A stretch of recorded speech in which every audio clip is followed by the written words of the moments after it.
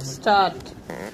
Immediately after I assumed charge of the Ministry of Education in January this very year, I looked into the development projects which had been accepted in principle but not carried out in practice.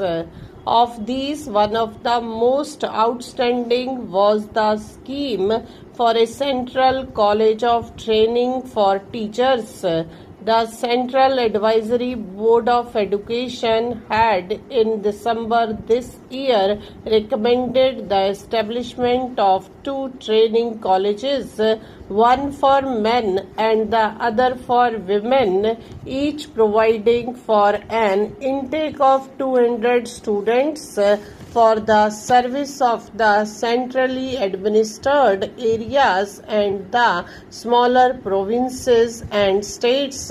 On the grounds of economy, the Government of India modified that recommendation and decided to establish one college for both men and women with a capacity of 300.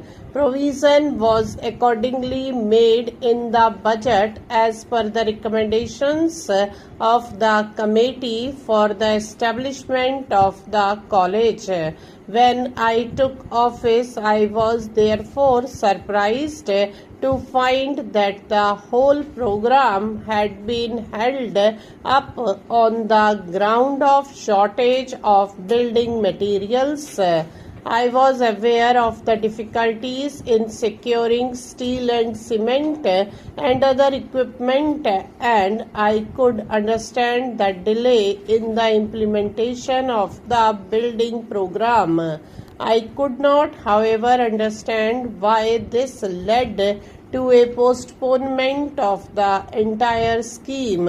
Even if buildings were lacking, the institute could have been started in temporary structures or hired houses, but here, as in so many other cases, programs of educational development were held up on the ground of lack of accommodation.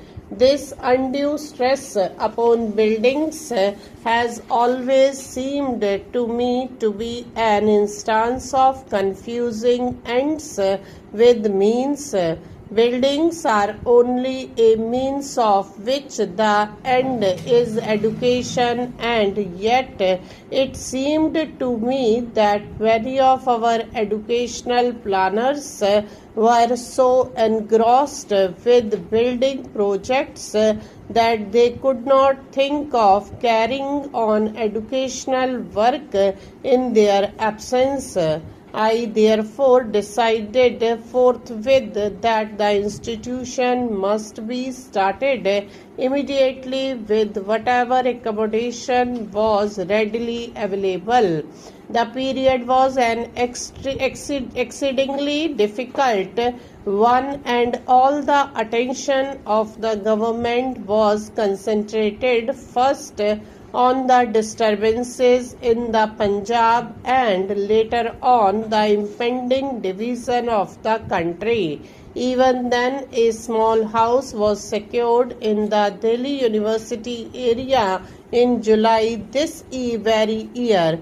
I realized that this was not adequate for our needs now and the work of the institute in the future. It is hardly necessary for me to relate at length the importance of an institute of this kind. With literacy figures so low as only 15%, the paramount importance of expanding the facilities of education is obvious. The acceptance of democracy as the patron of our state has, if anything, added to the urgency of the problem. It is also self-evident that the first step towards expanding the facilities of education is to provide for an increase in the number of trained teachers. Equally necessary is an institution to assess the results of educational methods followed till now and devise improvements demanded in the changing circumstances of today. It will be noticed that the institution which was started in December this very year was the Central Institute of Education and not the Training College, which had originally been planned in 1944 and 1945. This meant not merely a change in nomenclature but a considerable expansion in the purpose and functions of the institution. I felt that changes were necessary in two directions. First, it should not be merely a college for training teachers, but also an institution for research in the fields of education. Secondly, its services should not be restricted to the centrally administered areas but should extend to the whole of India. The Central Institute will therefore both train teachers for higher and secondary schools and also carry on research on the problems of basic and secondary education.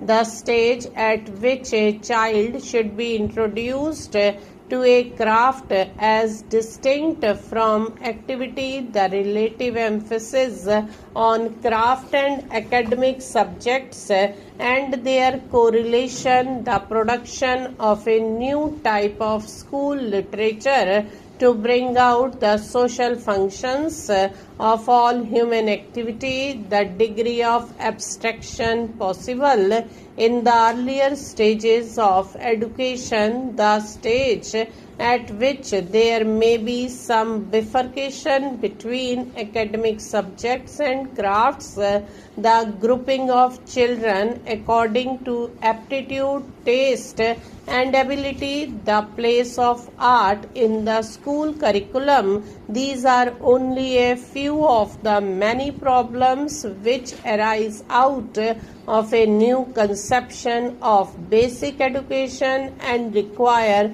constant and careful study in a research institution.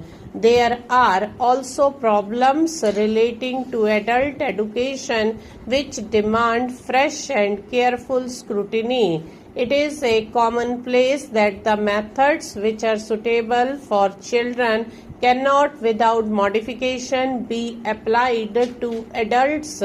No doubt a good deal of work in this connection has been done in other countries of the world, but each country has its own peculiar problems arising out of its social and economic background and its political history.